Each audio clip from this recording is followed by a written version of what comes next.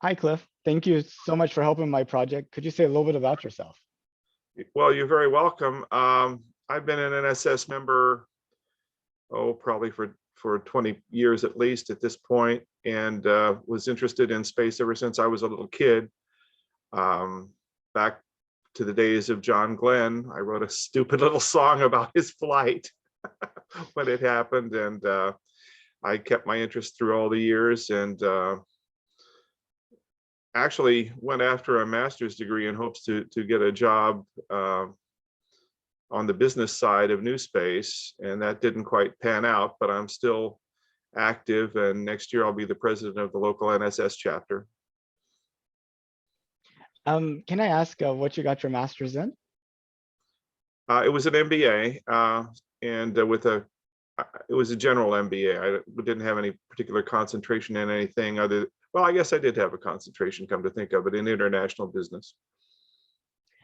Um, and let's see, so you've been associated with the National Space Society for 20 years or so, and presumably interested in space longer than that.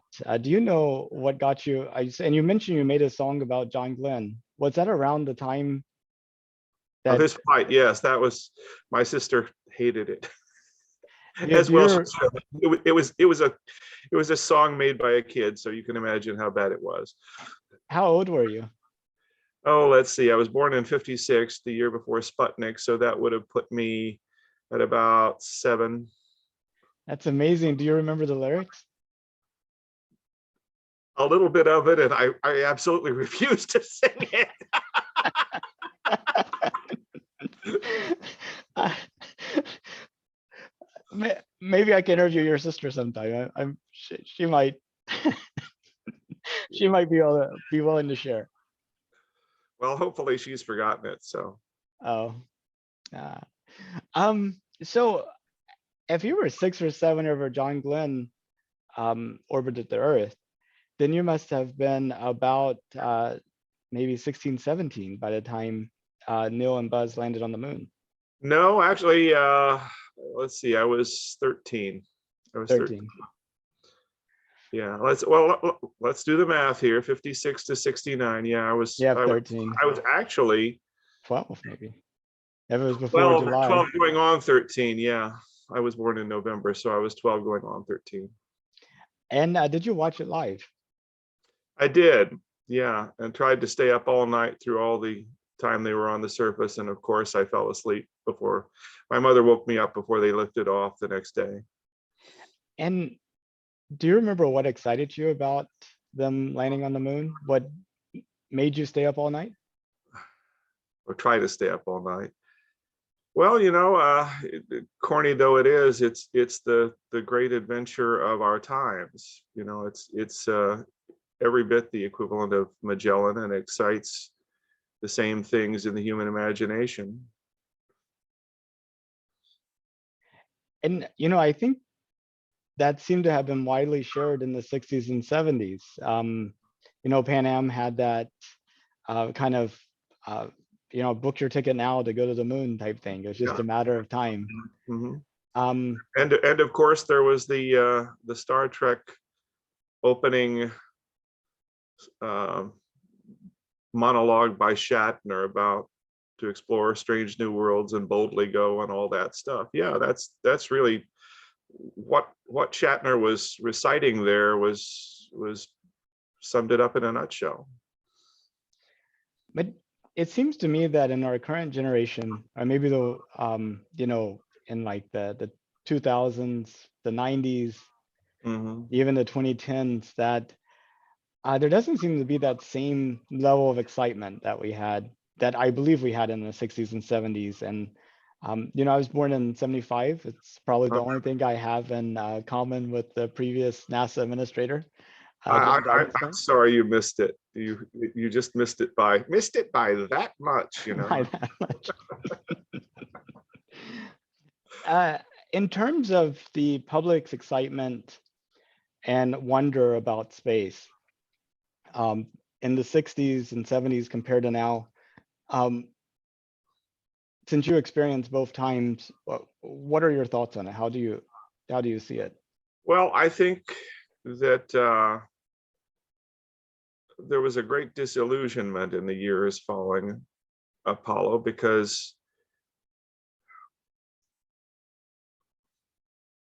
during those years, people really saw, I think a lot of them, including me, saw the possibility that at some point they might get to go themselves, and of course, here we are nearly 2 generations later, and we're still boring donut holes in low Earth orbit, and we're still less than 1,000 people total in all of humanity that have made it to space. I really think that had a lot to do with it, that once people figured out that they weren't going to be able to participate in it directly themselves, most of them, they just said, okay, fine, we'll leave it to you guys to board donut holes in low Earth orbit, and we'll go about our business. That's the same sense I get too, is that people are excited if they think this is a pathfinder for something that would be available to them. But as they come to the realization that, that this approach is not going to open it up for them, they're like, well, if it doesn't affect me, what's the point? Yeah. I'm not really interested. Yeah, it's kind of ironic that America, the land of free enterprise, got sidelined and trapped into this dead end model of having everything done by the government, and it's taken a long time to start to break out of that mold. I remember back in 2000, I think it was 2001, Dennis Tito's flight going to the International Space Station as the first space tourist. I was just embarrassed for the United States that the first tourist to space, an American with American money, had to pay Russians to ride on a Russian rocket to a space station that we largely built. And so many of our politicians, and frankly, to their shame, a number of people in NSS thought that was awful, that a tourist could buy a ticket. And I remember the leadership of NSS at that time was saying, well, we have this close relationship with NASA, and NASA doesn't want to support this. And so if we raise a fuss about this, then we'll lose our credit with. If you can't talk honestly with NASA about what you want, then you don't really have any credit with them, do you? That's absolutely so. The internet kind of froze there for a little bit, so I think your last couple of sentences may not have come through. Okay. Well, where did we lose it? It's basically about NSS leadership having a relationship with NASA, and for that reason, not wanting to be supportive of the Dennis Tito. And my position then was, I was actually, I believe, I was either on the board or beginning to campaign. No, I was on the board of directors of NSS at that time, I'm pretty sure. And my position was, if you can't talk honestly with NASA about what you want and what you think is important, then you really don't have any credit with NASA, do you? As a matter of fact. So I still have a bitter taste in my mouth about that NASA didn't come out publicly in support of space tourism right from the jump. Well, and it was even worse. The way I remember it is, Russia's like, we have those segments, we own the Soyuz, we can do what we want to of ours. And NASA being, well, you need to keep them in your part of the the station. It was awful, and we should have.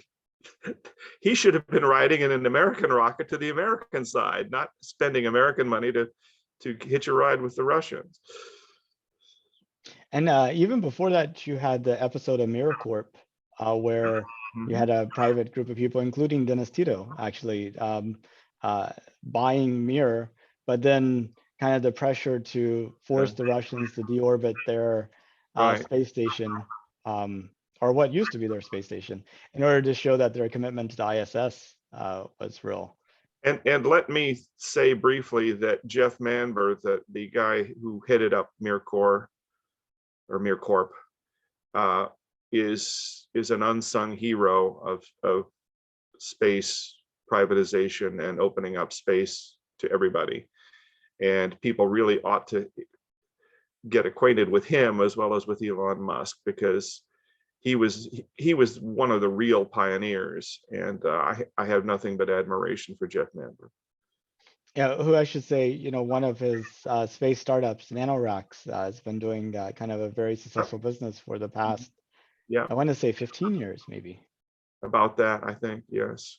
And they actually built an airlock, which is now on the International Space Station. And they're looking to build their own private space station. So hats off to them, and I wish them all the luck in the world.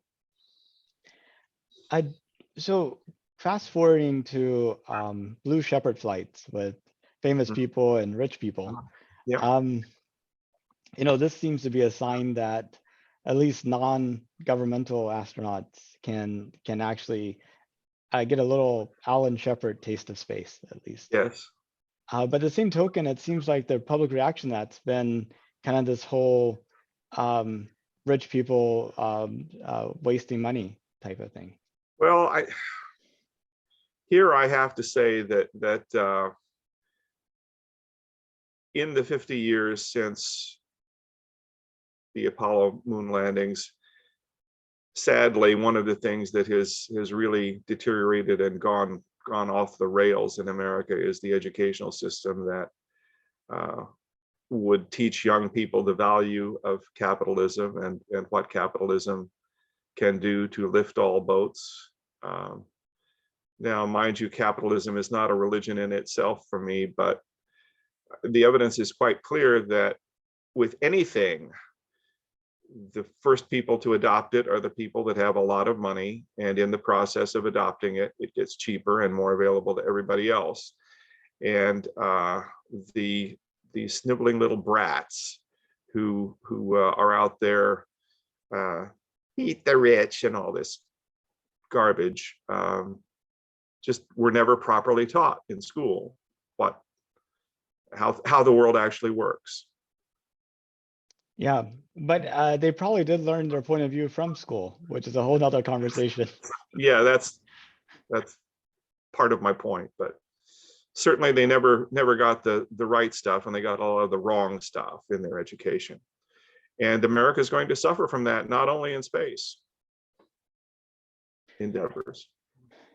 Yeah, no, that's absolutely true. And especially considering, you know, Elon Musk and Jeff Bezos both came from fairly humble backgrounds. I'm less familiar with Bezos's background. What can you say about Elon Musk? Musk is Horatio Alger combined with Albert Einstein, I guess. Oh, and a little bit of Edison for sure. Yeah. Well, our educational system is going to hurt us if we don't get it fixed. Mm-hmm. Do you see anything out there that might actually change the educational system? I wish for someone like the chief character in Michael Flynn's novel Firestar, which is a science fiction novel that I recommend to everyone who wants the sort of hopeful future that Heinlein was talking about back in the 50s and 60s. I should say parenthetically that the science fiction novels of Robert Heinlein were hugely influential to me, and not just for the space part of it, but for the development of my character. I consider Heinlein to be one of my major unmet intellectual influences and mentors. But Michael Flynn is his modern heir, and Firestar is a novel about private expansion into space. And basically, the lead character is wealthy and wants to get into space for reasons that are quite good for her, and looks around and discovers, well, if the government's not going to do it, I'm going to have to do it. So far, this is Musk. But the second part of it in the novel is that she decides that the product of the American public education system is not good enough to give her the people to create her own space program. So she basically starts her own private education system. And so I long and hope for somebody similar to that who will do, for whatever reason, whether it's to get into space or for some other reason, just decide that that we need to forget about what's going on over here and start our own education system, just the way we're starting our own space program. And Elon Musk has his own school for his children. Does he? Yes. Well, that's a start. He needs to make it bigger. He does have other people going to the school besides just his children, but I think it's really, really small. And I think education is one of those things where you don't have positive returns with economies of scale. Smaller schools, I tend to think are a better environment. Absolutely. And there's almost no correlation between the amount of money you spend per student and the end product of how well educated that student is. Virtually no connection whatever. You can look at the graphs and they just diverge completely. In fact, maybe it's worse. The more you spend on it, there may actually be a negative correlation. The more money available that attracts precisely the wrong people into those situations. Yeah, I think so. Well, when did you find out that NASA is planning to send people back to the moon? Whenever they made the announcement. I don't remember precisely when that was. Of course, it's been a goal for all those 50 years, and there's been any number of abortive attempts to get a program going. And the flaw with each one of them was that the cost per person to put that person's boots on the moon was $1 billion plus, for each trip, and nobody's going to support that at that price ever again. I mean, we made our point with the moon landings that we could actually do it, so we don't have to make that point again. Not at $1 billion a throw. Well, latest figures for an SLS launch is 4-point-something billion. Carries 4 people just around the moon. That's not going to happen. When we actually get back to the moon, it's not going to be on SLS. It's just not. I would be astonished if they flew that thing 3 times. They may fly it twice. But Elon Musk is going to demonstrate something that is much cheaper, and that demonstration is going to render SLS irrelevant. And they don't have Senator Shelby to champion it in the Senate anymore. It's just going to fade away, and it should fade away. It was a joke from the beginning in terms of cost. Well, especially considering the history of the thing, let's reuse shuttle technology, so it's quicker and cheaper. Yeah. And then it neither is quicker nor cheaper. Right. I honestly, NASA seems to know how to do deep space unmanned probes very well. It really seems to have lost the knack of doing human space flight affordably. I mean, it wasn't affordable at the beginning either, but we did it for purposes of national prestige and winning the Cold War, and that was all well and good. But as I say, we got diverted into this channel that was ultimately sterile and unfruitful. But there's been some very positive signs from NASA, at least in terms of like the commercial resupply, commercial crew, commercial lunar payload services program, and the human landing systems program. And there were a handful of champions of getting more commercial involvement with NASA. Dennis Stone at the Johnson Space Center was one of them. I know. I don't know the whole list of people that were pushing that from the beginning and championing it, but my hat's off to them for getting as far as they've gotten. And I think after seeing commercial resupply and commercial crew reduce the cost, and actually shows that it works. The old paradigm is breaking. You know, it's the ice is cracking under the feet of the old behemoth. So what do you think about us actually returning back to the moon? Do you think we're actually going to make it in the 2020s, or it's going to be longer? I think we probably will make it in the 2020s, and the vehicle to do it will nominally have a NASA logo on the side of it. I will be astonished if it's not Elon Musk's vehicle that does it. I will be astonished if it's much past 2026. Of course, everything Elon does is the timeline always gets pushed out to the right somewhat. But the thing about Elon is it may be later than he says it's going to happen, but it happens. So yeah, I'm extremely hopeful that will happen within the next few years. And like talking about Elon Musk, there is that project Dear Moon, to send a group of artists around the moon. Are you familiar with that? I am familiar with that. I wonder, I think for political reasons that Musk may hold off on that for a while, just because he doesn't want to upstage NASA too badly and lose government funding altogether. That's kind of the thing. I think he could possibly go faster if it weren't for the fact that he's sort of in a three-legged race with NASA and can't get ahead of them for political reasons. So I think that will happen. I just am not sure that, I doubt that it will happen before NASA astronauts revisit the moon, circumlunar or whatever.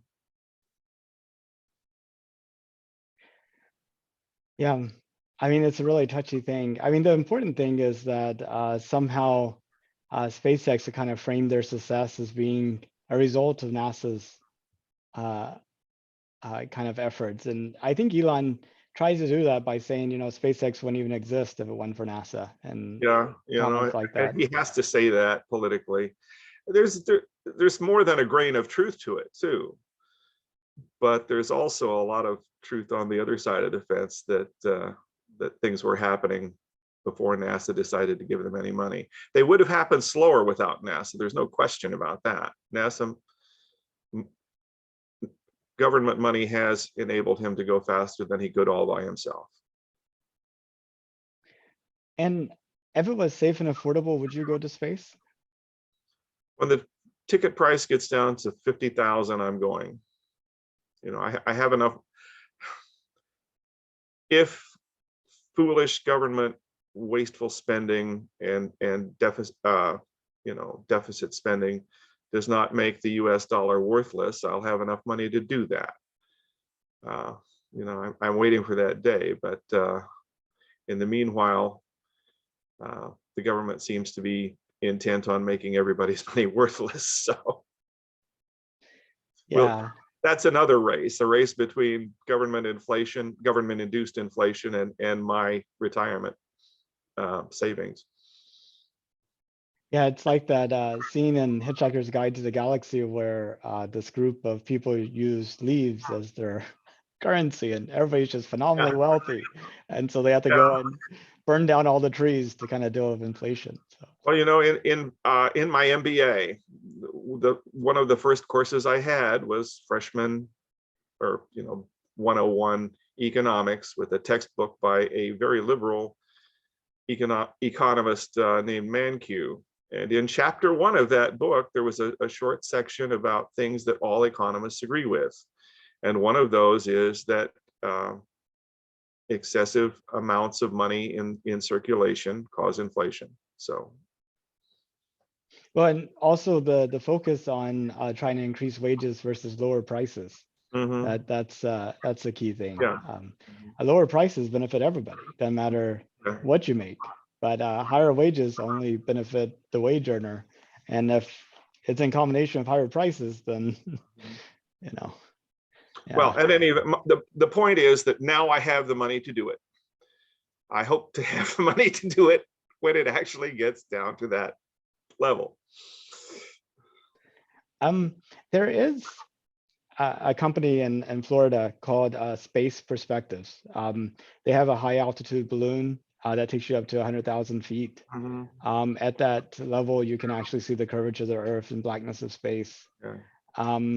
And I think they're looking at $100,000 for their flight, which is like Yeah. about 6 hours, 2 hours ascending, 2 hours at altitude, and 2 hours down. Do you see that as being sort of acceptably close to space, or that's still not quite there? Well, I tell you, I might do that. I want to go in a rocket. I really want to go in a rocket. And so we'll see what happens with that. I wish them all the luck in the world. I think that it is a model for some people who are not as excited about having a controlled explosion going on a few feet behind their backs.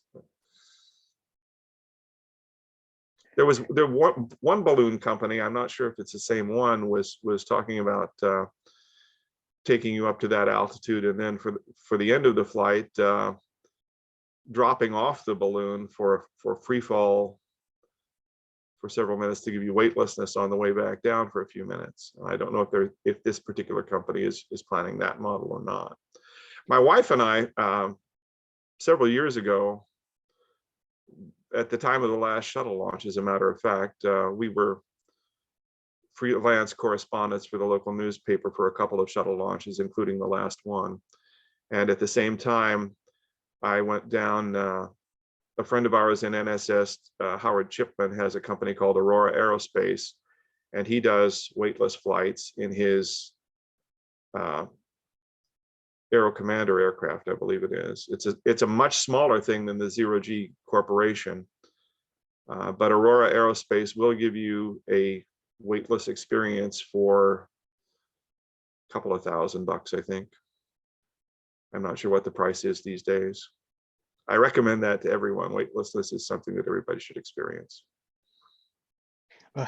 In a controlled environment, at least. Yeah. Well, yes, in a controlled environment. You don't want that sudden stop. Exactly. Do you see a future at which we have humanity throughout the solar system and maybe beyond, or do you think that the challenges will be just too much and we'll be forever Earth-centered? You know, I think we have a good shot. It depends on how smart we are and how much we can overcome well, let's put it this way. Even back in the days of Magellan, the people who wanted to go out sailing on the ocean were a very distinct minority. And I think that's part of evolutionary biology. You know, the bulk of people need to have an evolutionary need to want to be in a safe place and not go out to a dangerous place. But at the same time, there's another element of our psychology that a minority of us want to go out to a more dangerous and adventurous place. So those needs always compete in the population as a whole. I think we've got a good shot. We've also come to the point now where we can really screw ourselves up in a way that we couldn't with lower levels of technology. I mean, we can really damage our future as a species.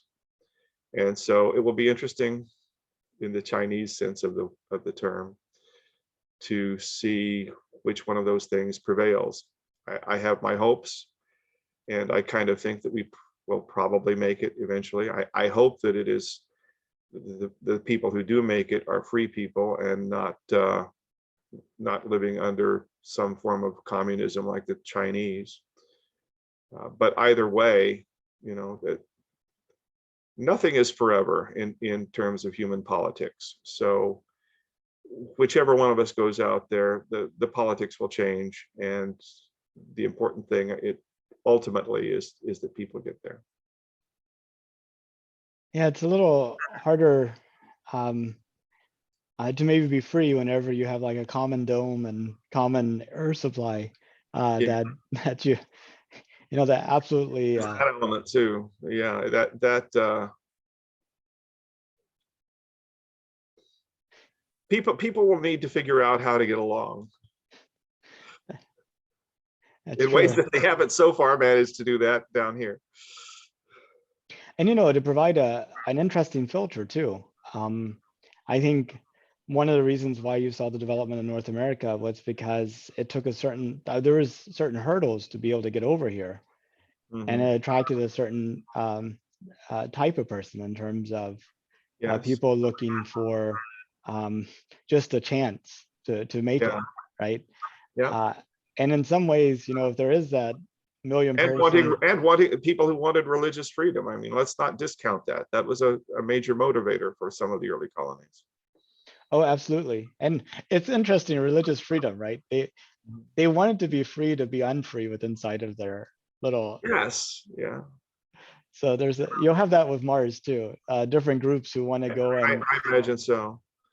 But you know, talking about the ways that we can screw ourselves up before we get there, I have much more mixed feelings about Jeff Bezos as an influence on society than I do about Elon Musk. I mean, on the one side, yes, he's pushing the space stuff, and that's all wonderful.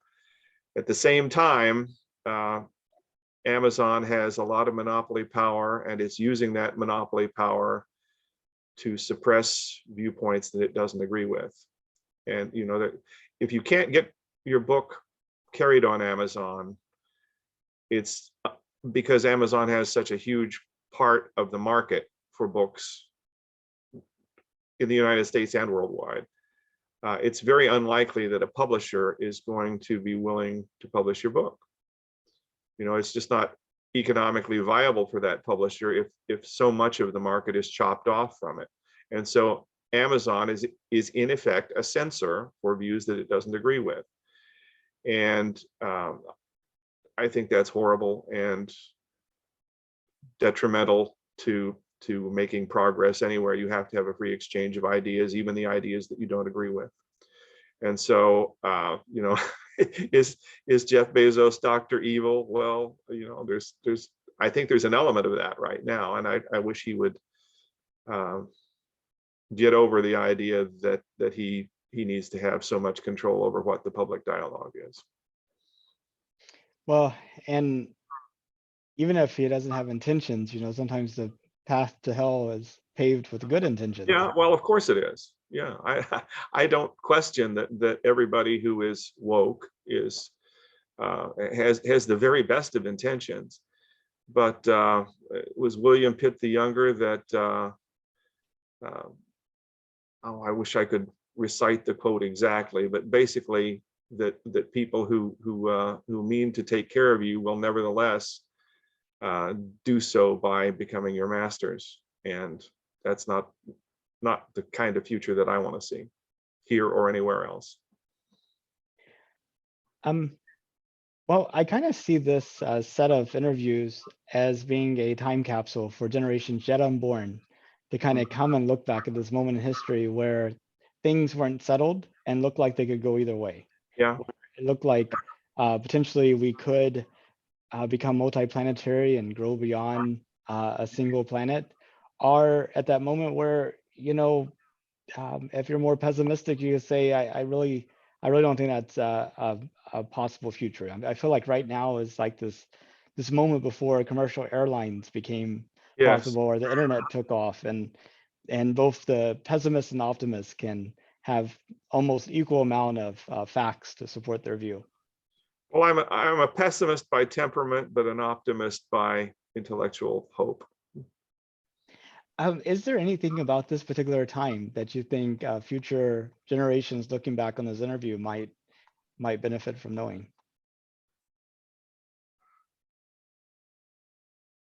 Whatever time you live in, it's very important to really look around and really think about what's going on. The last couple of years, somebody made a joke about the first SpaceX flight to the space station. They were the Crew 1 mission was going to be up for a few months, and they said it's still time for everybody to buy gorilla masks and make them think that they've come back to Planet of the Apes. And you know, this has just been an absolutely wild time, and I think that a lot of the problems that we're having in the world right now, much less in the space program. And see, I still get caught in calling it the space program, like it's a government thing that only one group of people are doing. But in the space movement, okay, the last couple of years, the planet has collectively lost its mind. And a lot of that would be helped if people just stopped fighting with each other and looked around. There's a beautiful little video. You can find it on YouTube. It's only a few seconds long. There's a couple of antelope on the African plain that have their horns locked together, and they're going back and forth. In the foreground is one antelope, and he looks off in the distance, and he moves away. These two guys are still going at it. And then meanwhile, while their horns are locked together, a lion is charging them. And they don't see the lion until the lion grabs one of them and tears him to pieces. So it's whatever age you're living in, it's really important to get your head up and look around and see what's really going on around you. They were so focused on winning this micro battle, they forgot they were in a wider war. Yeah, that they have something else to be worried about. So whatever age you're living in, keep your head up. That's my message for the time capsule. Well, I really appreciate your time today, and thank you for participating. I'm hoping that we do make it to at least around the moon before the end of 2024. Oh, I think that, well, let's see, 2024, maybe, but soon anyway. Well, good deal. Well, I hope you have a good rest of your day. You too. You have a great day. Bye-bye. Bye-bye.